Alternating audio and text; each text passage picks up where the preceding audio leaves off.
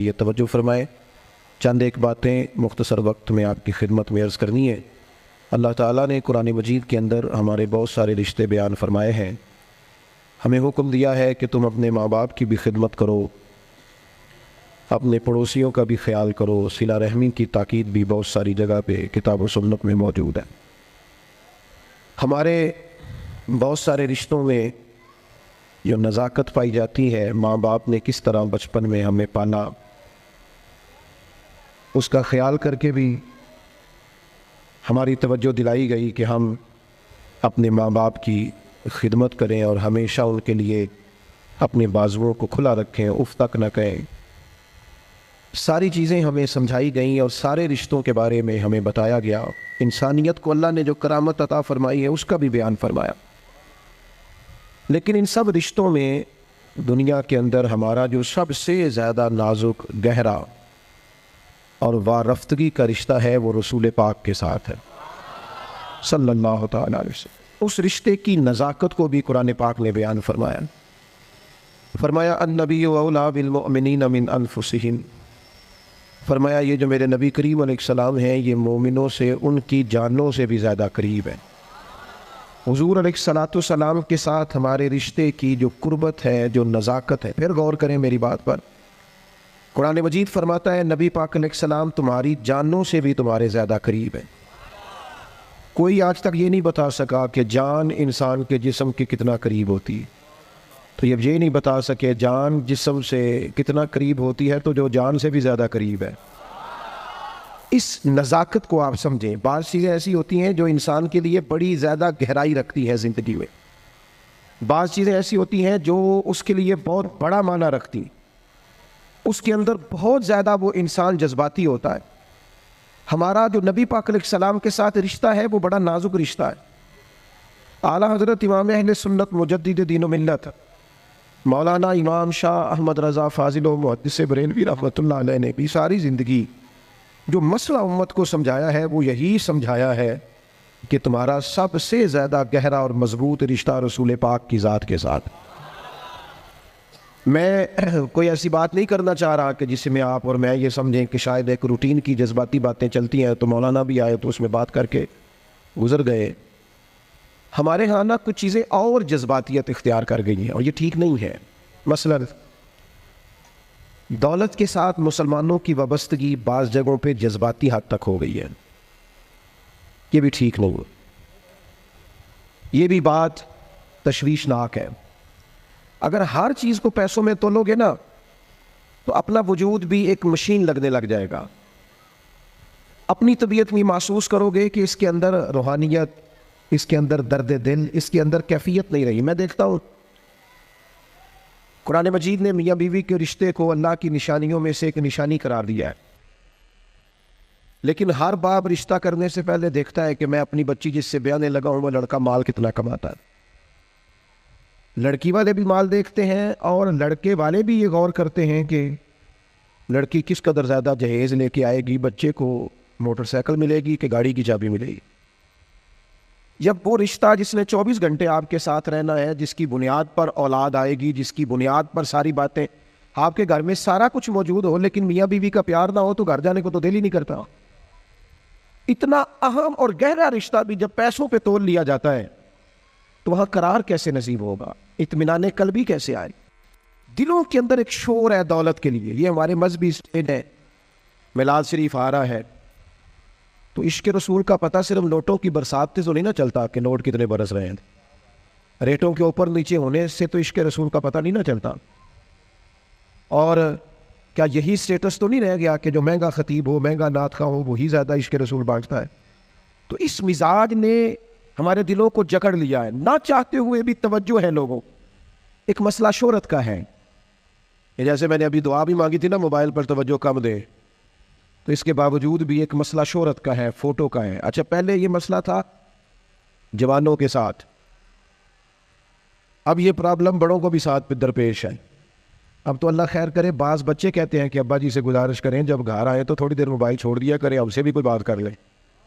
شہرت ایک بہت بڑا نقص ہوتا ہے۔ جب آپ کا مقصود صرف شہرت ہو جاتا ہے نا، میں چاہا جاؤں، مجھے پہچانا جائے، یہ بھی پوری طرح بندہ مومن کے دل پہ قبضہ کر لے، حضور علیہ الصلوۃ والسلام نے فرمایا انسان جیسے جیسے بوڑھا ہوتا ہے 2 چیزیں جوان ہوتی، ایک چاہا جانے کی خواہش، ایک دولت کی خواہش. اور ایک مقام پر مزید وضاحت کر دی، فرمایا بھوکا بھیڑیا بکریوں میں چھوڑا جائے تو اتنی تباہی نہیں کرتا. بھیڑیا تو ویسے ہی خطرناک ہوتا ہے، اوپر سے بھوکا ہو. بھوکا بھیڑیا بکریوں میں چھوڑا جائے تو اتنی تباہی نہیں کرتا جتنی دولت اور شہرت کی محبت انسان کے باطن میں تباہی کرتی. یہ چیزیں ہمیں جکڑ رہی ہیں تیزی سے، شہرت، اقتدار، چاہا جانا، گلی کا نام میرے نام پہ ہو جائے، محلے کا نام میرے نام پہ ہو جائے، برادری کا بڑا مجھے مان لیا جائے، فلانی شے میری، میں یہ ہوتا ہوں، میں وہ ہوتا ہوں. بات بھائی ان چیزوں کی تو جگہ ہی نہیں تھی تیرے دل میں، یہ کدھر سے آ گئیں؟ تیرے دل میں تو تیرے لیے تو نسخہ یہ تجویز کیا گیا تھا کہ تیری جان سے بھی زیادہ قریب رسول پاک ہے.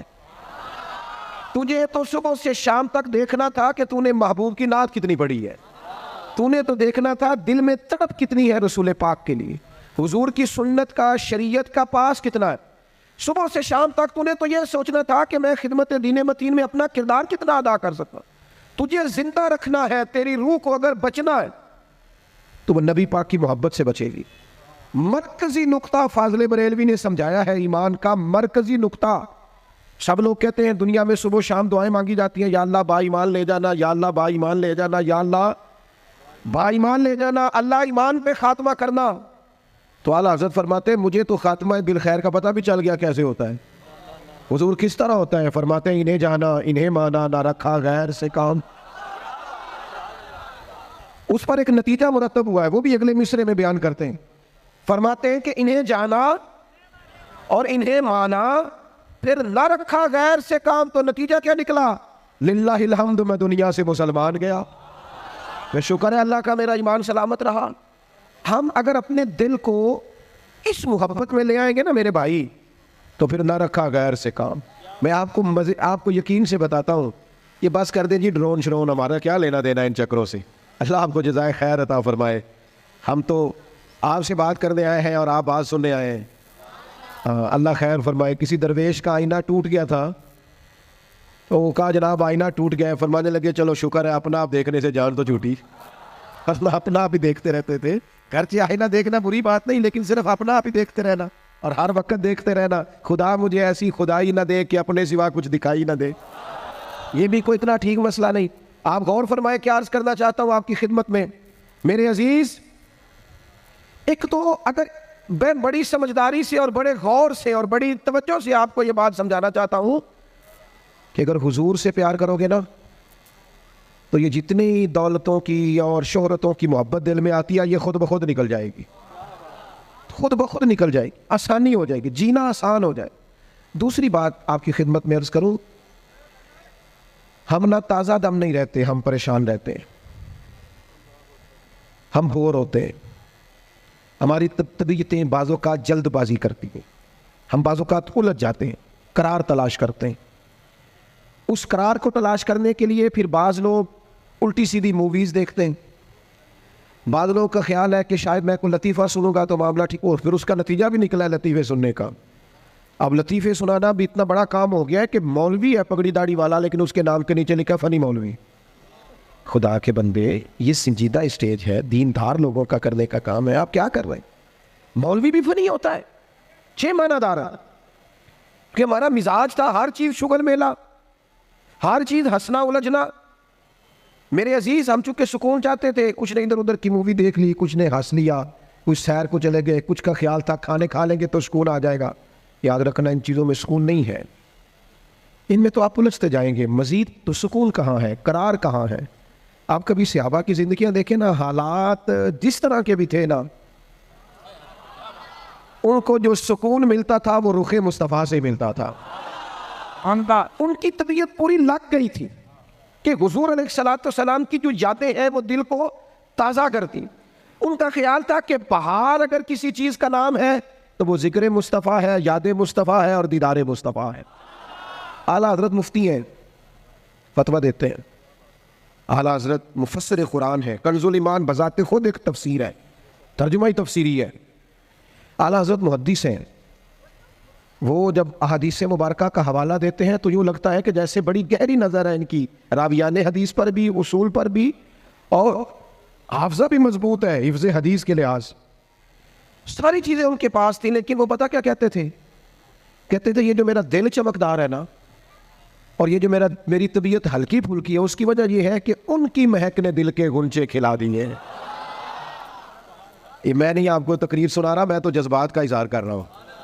ان کی مہک نے دل کے غنچے کھلا دیے ہیں۔ تو کیوں غنچے کھلا دیے؟ کہتے میرے نبی کا کمال یہ ہے کہ وہ جس راہ چل دیے ہیں کوچے بسا دیے ہیں۔ وہ جس راہ بھی چل دیے ہیں کوچے، حضور پر تھوڑا گزر جائے تو کام ہو جاتا ہے، قرار، سکون، سارے دکھ مٹ جائیں گے اگر دل حضور سے لگا لو گے، اگر محبتوں کا مرکز رسول پاک کو بنا لو گے۔ آپ دیکھیں احد کے میدان کے اندر کافر نے ایک بڑی عجیب سازش کی مسلمانوں کو پریشان کرنے کے لیے، اور بھائی آپ لوگوں کی وجہ سے اگر اتنے لوگ تکلیف میں ہیں تو آپ کو سمجھ جلدی سے بیٹھ جائیں جی، جلدی سے جی، فیصلہ کرنے میں اتنی دیر، اللہ آپ کو سلامت رکھے، بیٹھ جائیں جی، اب آپ کھڑے ہیں جناب، آپ ہی بیٹھ جائیں، اللہ آپ کو برکت عطا فرمائے۔ اچھا ایک بندہ محفل میں کھڑا ہو جاتا ہے موبائل لے کے، اللہ انہوں سمجھنا چاہیے کہ باقی سارے کل بھی ہیں موبائل، خدا کے بندے آپ کی وجہ سے اتنے لوگ پیچھے اگر پریشان ہیں تو آپ کو سمجھنا چاہیے اس چیز کو۔ اللہ تعالیٰ آپ سب کو ہنستا اور مسکراتا رکھے۔ نبی پاک کی ذات سے جب آپ کی کامل وابستگی ہو جائے گی نا، تو حضور کی ذات والا کا پیار، اور پیار لاروں والا نہیں ہونا چاہیے خالی جلسے محفل میں اور مائک ہاتھ میں آیا تو عشق کا دعویٰ تگڑا، خالی اس طرح نہیں، تنہائی میں بھی تو روئے حضور کی بارگاہ۔ ایک محفل میں ایک دفعہ حاضر تھا تو ایک نعت خواں بچہ میرے پاس آیا، کہنے لگا جی میری سفارش کر دیو، میں بھی حضور دی بارگاہ چ حاضری لوانی ہے۔ میں کہ پتر تو گھر جا کے پڑھ لے، اتنے بھی حاضری لگ جائے گی، یہ 4000 بندہ چاہیے حاضری لوان لی، حضور کی بارگاہ میں تو جہاں بیٹھ کے بھی پڑھے حاضری لگ جاتی ہے۔ اس کے لیے کیا ساج سمر کے مجلس سے فقط ہو تو حاضری لگتی ہے؟ یہ بھی اعلیٰ حاضری ہے، پر وہ تو واللہ وہ سن لیں گے اور فریاد کو پہنچیں گے ہم۔ بس اتنا تو ہو، کوئی فریاد کرے دل سے، تو بات تو دل سے کر۔ آپ کی جب کامل وابستگی حضور سے ہو جائے گی نا، تو یہ غربتوں کا ڈر، یہ پریشانیاں، یہ آزمائشیں، ایک جگہ رونا نہیں رویا حضرت بلال نے کبھی اپنی غریبی کا، ایک جگہ پریشان نہیں ہوئے کبھی حضرت سلمان فارسی کے میں پردیسی ہوں، ایک جگہ بھی کبھی جناب صہیب رومی کو تکلیف نہیں ہوئی۔ کیوں بلا؟ اس لیے کہ حضور کی محبت ایسی دوا ہے جو ہر بیماری سے شفا عطا کر دیتی۔ احد کے میدان میں کافروں نے ایک چال چلی تھی، ان کو پتا تھا کہ کون سی بات مسلمانوں کو زیادہ پریشان کر سکتی ہے۔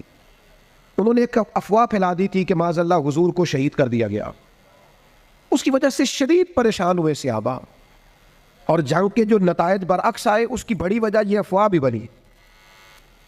اب صحابہ بڑے پریشان تھے، حضور شہید ہو گئے۔ کچھ لوگ نا میدان احد سے جب واپس آ رہے تھے نا، جنگ ختم ہونے کے بعد، ایک خاتون جا رہی تھی میدان جنگ کی جانب۔ عورتیں اپنے مزاج کے لحاظ سے کمزور ہوتی ہیں قلبی طور پر، اور بڑی خوبصورت بات لکھی ہے علماء نے، کہتے ہیں عورت کے دل میں درد زیادہ ہوتا ہے نا، پیار زیادہ ہوتا ہے، اور یہ جو وہ کمزور واقعہ ہوئی ہے اسے عیب نہ سمجھو۔ اسی لیے تو اللہ نے بچے کو پالنے کا ذمہ اس کا لگایا ہے کہ وہ شفقت زیادہ رکھتی ہے، محبت زیادہ رکھتی ہے، درد دل زیادہ رکھتی، اس لیے جس درد سے وہ بچے کو پال لیتی ہے نا۔ میرا بیٹا ایک دن گھر میں کچھ پکا ہوا تھا، اس کی اماں کہنے لگی کھانا کھاؤ، کہتا ہے میں نہیں کھانا۔ وہ اماں کہتی میں بڑا زور لایا، بڑی محنت کی تھی، بڑی گرمی چ پکایا، اج تے ہی کھانا پڑا ہے۔ کہنے لگا میں نہیں کھانا، میں آرام سے کھانا کھا رہا ہوں۔ اب وہ ماں بیٹا بحث کر رہے ہیں، تھوڑی دیر گزر گئی تو مینوں کہندی تسی کیوں نہیں بول دے؟ میں کہا مینوں پتہ ہے کنے جیتنا ہے، تھوڑی دیر بعد کھلو جاؤ، مینوں پتہ ہے کنے جیتنا ہے۔ وہ بچہ اٹھ کے اندر چلا گیا، کہنے لگا میں نہیں کھانا، تسی کھاؤ۔ وہ پھر 5 منٹ لگے تو وہ پکانا شروع کرتا جو بچہ کہہ رہے ہیں۔ تو میں کہا میں نے تو پتہ ہے نا نتیجہ کی ہے، تو اس بحث میں جانے کی ضرورت ہے؟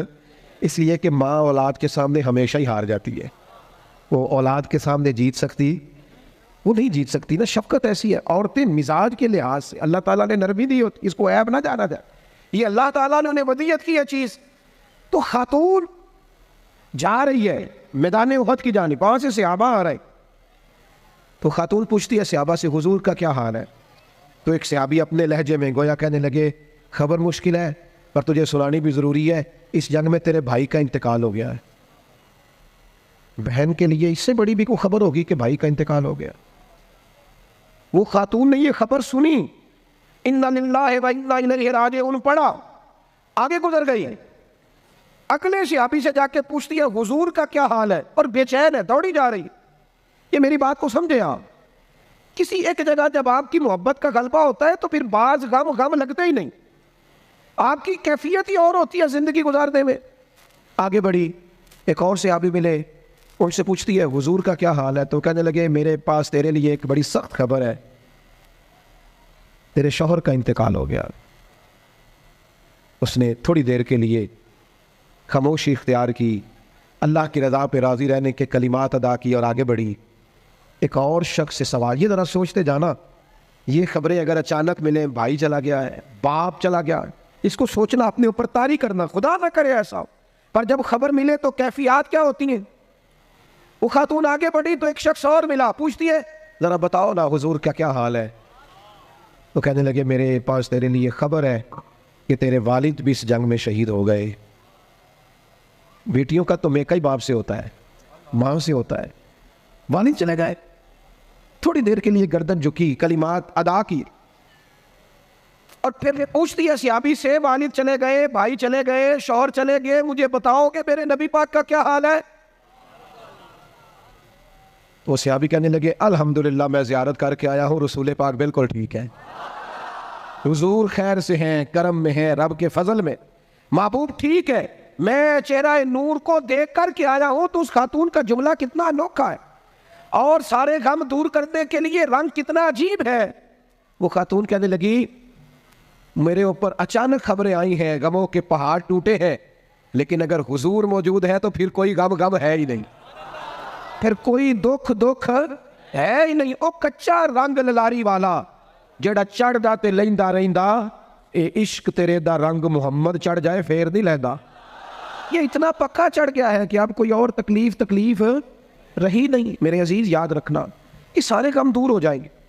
یہ سارے غم کیا کہتے ہیں اعلیٰ حضرت, ان کے نثار کوئی کیسے ہی رنج میں ہو. یہ دیکھو, یہ پیچھے احادیث کا ذخیرہ ہے اور پھر امام کا طریقہ سمجھانے کا. کہنے لگے ان کے نثار کوئی کیسے ہی رنج میں ہو, وہ جب یاد آ گئے ہیں سب غم بھلا دیے ہیں.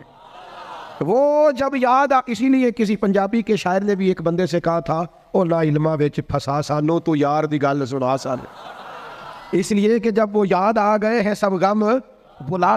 نبی پاک علیہ السلام کی محبت تازہ. اور ایک اور بات, اذان سنیں جی, اذان سنیں.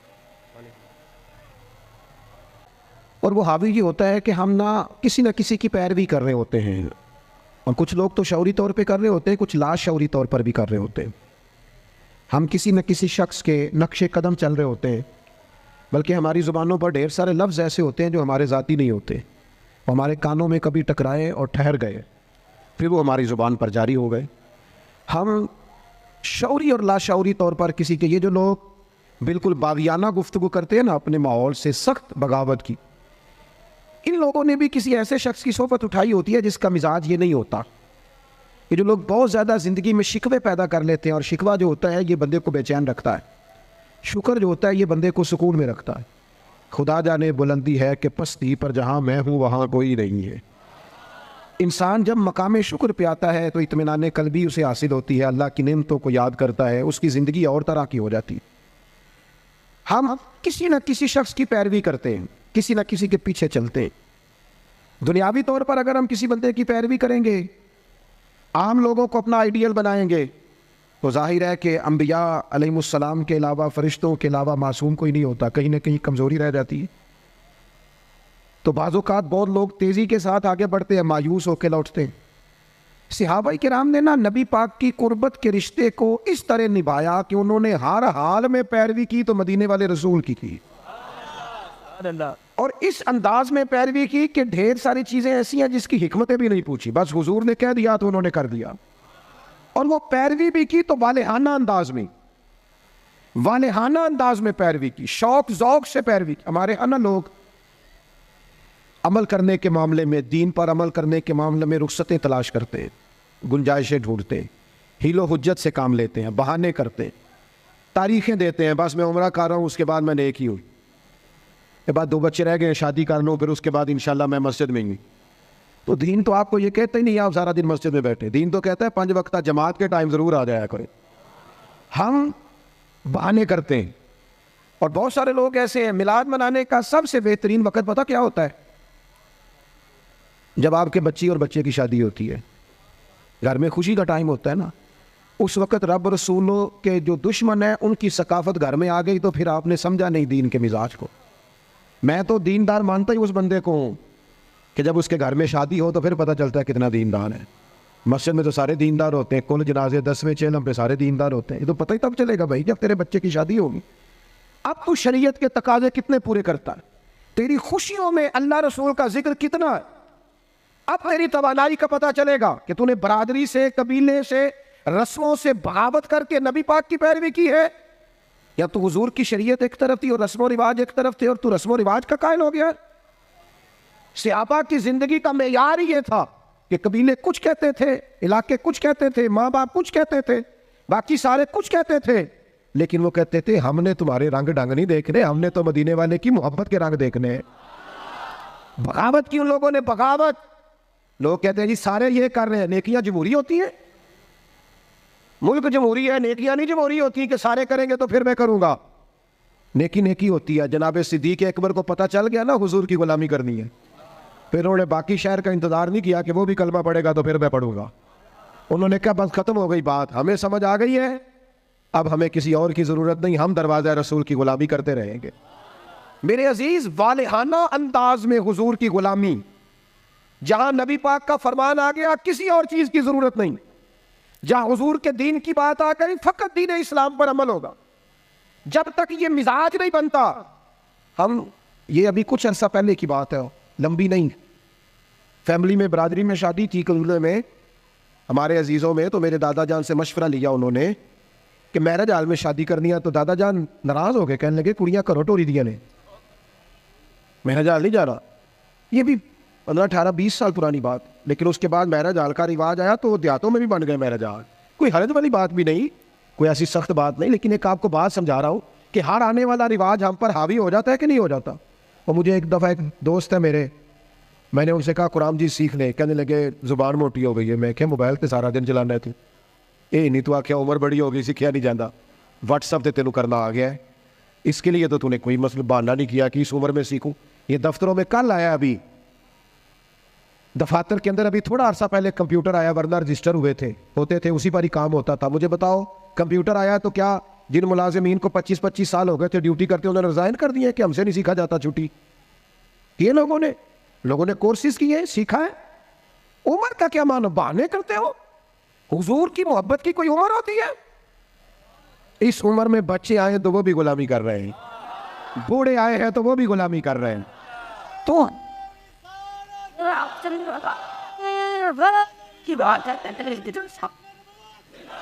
نبی پاک کی بات ماننی ہے تو والہانہ انداز میں ماننی ہے اور مزہ لے کے ماننی ہے, اور کہنا ہے میرے لیے کوئی حرف آخر ہے تو ذات مصطفیٰ ہے. حضور جمعے کا خطبہ دے رہے تھے, ایک شخص کھڑے ہو گئے, تو نبی کریم نے نا جمعہ پڑھاتے پڑھاتے فرمایا بیٹھ جاؤ. ایک بندے سے کہا تھا, نام نہیں لیا, اور حضور کا طریقہ تھا کبھی بھی سمجھاتے نا تو بھائی نیم بات نہیں کرتے, مطلق لوگوں کو کیا ہو گیا, بیٹھ جاؤ.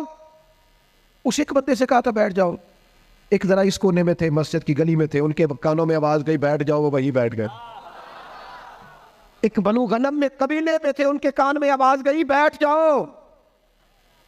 انہوں نے ساتھ والے سے پوچھا نہیں کہ آپ کو تو نہیں کہا, کس کو کہا جا رہا ہے, کانوں میں آواز گئی بیٹھ جاؤ, تو جہاں کوئی تھا وہ وہی بیٹھ گیا. نماز کے بعد محبوب نے پوچھا آپ کہاں تھے, آپ کہاں تھے, آپ حضور آواز آئی تھی بیٹھ گیا, بیٹھ گیا, بیٹھ گیا. جس کے کانوں میں آواز آئی وہ بیٹھ گیا. تو کریم فرمانے لگے نہ آپ سے کہا, نہ آپ سے کہا, نہ میں نے تو ان سے کہا تھا.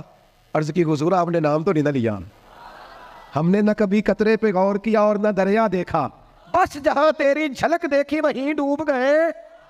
اور سانو قید سجن دا گہنا ہے, او جنج رکھے او جرہن آئے. میں کہا بیٹھ جاؤ, لہذا بیٹھ گئے. بہانے بازی کرتے ہیں. ایک نوجوان سے میں نے کہا داڑھی رکھ لو, وہ کہنے لگا آپ دعا کریں. میں نے کہا روٹی بھی میری دعا سے ہی کھانا شام سے, دعا اس کے لیے آپ دعا کرا رہے ہیں. بھئی تو حضور سے پیار کرتا ہے اور یہ میرے نبی پاک کی میرا دل کرتا ہے. آپ اتنے سارے آئے ہیں. کہا یکم ربیع الاول کے بعد جوان داڑھی نہ مڑائے اور کوئی پوچھے کہ داڑھی رکھ لی ہے, کوئی یہ میلاد میں رکھی ہے, یہ میں نے میلاد منایا ہے اپنے نبی پاک کا. میرا دل کرتا ہے خاتون پردہ شروع کر لے اور یکم ربیع الاول سے برقع اوڑھ لے, بلا ضرورت بلا مجبوری گھر سے نکلنا چھوڑ دے. اور جب کوئی اس سے کہے کہ آپ نے تو ماشاءاللہ پردہ شروع کیا تو کہے وہ حضور کا میلاد آیا نا. اللہ کرے اس سال لوگ کہے کہ میں نے میلاد پہ کہا تھا آج کے بعد سچ بولنا ہے اس لیے کہ سچے نبی کا میلاد آیا ہے. اللہ کرے ذہن بن جائے آج کے بعد دیانتدار رہنا ہے اس لیے کہ میرے نبی کا سب سے پہلے لوگوں کو تعارف یہ ہوا تھا کہ سچ بولتے ہیں دیانتداری کرتا ہے. اللہ کرے یہ سوچ بن جائے, ہم بہانے چھوڑ دیں. اور اگر آپ یہ کہ سوسائٹی کر رہی ہے تو ہم سوسائٹی کے غلام نہیں, ہم رسول پاک کے غلام. اگر آپ کہیں معاشرہ کر رہے ہیں تو ہمیں معاشرے سے کیا لینا دینا, ہمارا تو سارا تعلق ذات رسول کے ساتھ ہے. اپنی زندگی کو پوری طرح سمیٹے اور دروازہ رسول پہ لے آئے. پتہ ہے آپ کو حضور نے فرمایا جب امتی نماز پڑھتا ہے تو میری آنکھیں ٹھنڈی ہوتی. تجھے مزہ نہیں آتا سجدے میں, تو سجدہ کرتا ہے تو حضور کی آنکھیں ٹھنڈی ہوتی. اور میں نے آپ سے اپیل کرنی ہے کہ آپ جب نماز کے لیے کھڑے ہو تو موبائل سائلنٹ نہیں کرنا ہے, اس کو بند کرنا ہے کیونکہ سائلنٹ بھی توجہ اپنی طرف کراتا ہے اور ہم نے توجہ ادھر ادھر کرنی نہیں, رب کی بارگاہ میں آ گئے. یہ پورا میلاد کا مہینہ کوئی کہہ ہی دے گا نا آپ کو کہ بڑی تسبیح پڑھ لیجیے, لیکن یہ پورا مہینہ نا موبائل جیب میں تسبیح ہاتھ میں انشاءاللہ تو کہہ دے, اور سارا دن درود پڑھنا ہے رسول پاک. درود پتہ فائدہ کیا کرتا ہے؟ زبان کو میٹھا کر دیتا ہے, دل کو نرم کر دیتا ہے, روح کو تازہ کر دیتا ہے.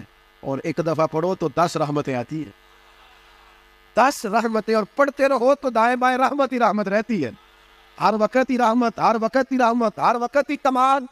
اپنا دل پورا لگا لو درود پاک کے ساتھ. اور ہر سال کہتا ہوں, اس سال بھی کہتا ہوں, میلاد پہ بھی نا پیروں کے, درویشوں کے, یہ سارے تو کہتے ہیں میلاد میں, سارے کہتے ہیں جی میلاد شریف کا لنگر ہے جی شفا والا, کہتے ہیں نا سارے. پھر کوئی عرض نہیں انشاءاللہ تعالیٰ, جو ساری قوم کھائے گی نعت خواں وہی کھائے گا انشاءاللہ. شفا والا جو ہوا, پیر صاحب, خطیب صاحب, درویش سب سارے کھائیں گے وہی شفا والا لنگر. اور میلاد والے دن بھی غریبوں کو تم لنگر صحیح کر کے نہیں دیتے, وہ بھی VIP کا لنگر ہی رہ جاتا ہے. خدا را اچھا کر کے تم کھانا بناؤ, اور جب وہ لنگر پکاؤ تو کوشش کرو کہ غریبوں کو بلا کے دسترخوان پہ بٹھاؤ.